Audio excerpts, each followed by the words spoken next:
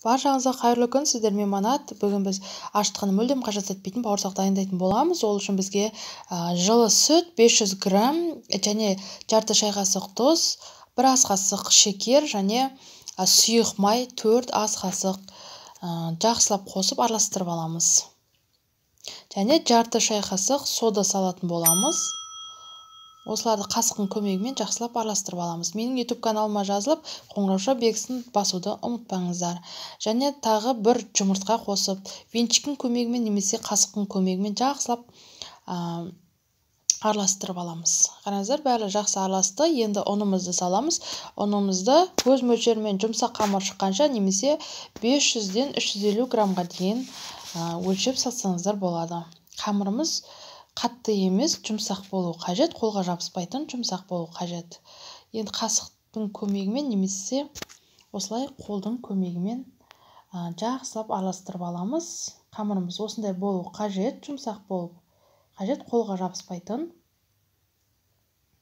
Қараңыздар, осы дайын қамырымыздың бетін жауып, салапанмен немесе пішепе пленкамен жауып, 10-15 минутқа тындырып қоямыз.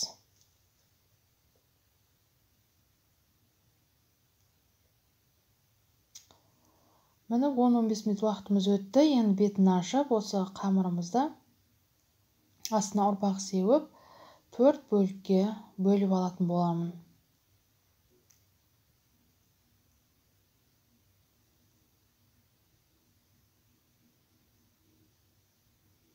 Бірдей қылып, осылай 4 бөлікке бөліп алдым.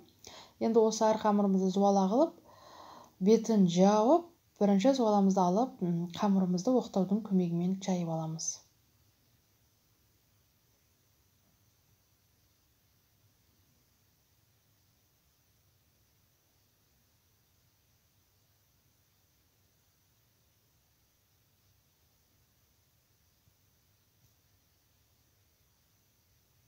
Осы оқтаудың көмегімен дөңгелектеп жайып аламыз қамырымызды.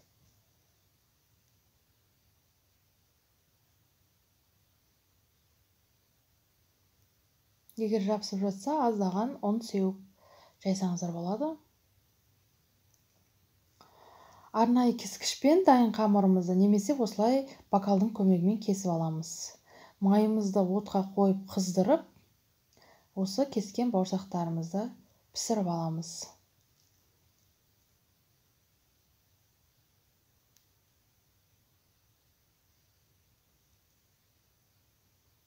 Осылай екі бетін аунатып отырып пісіреміз. Қараңыздар, бауырсақтың көтерілімі өте жақсы.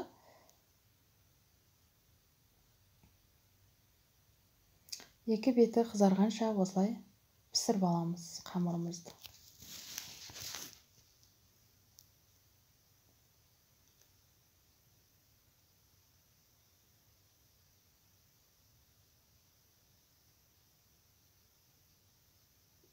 Міне бауырсағымыз өте дәмді, өте қызарып піскен, жақсы көтерілген бауырсақ дайын болды. Қараңыздар, көрінісі де қандай әдемі. Дрожжбен дайындалған қамырдан ешқандай ерекшелігі байқалмайды. Қараңыздар, арасының өзі жақсы көтеріліп піскен.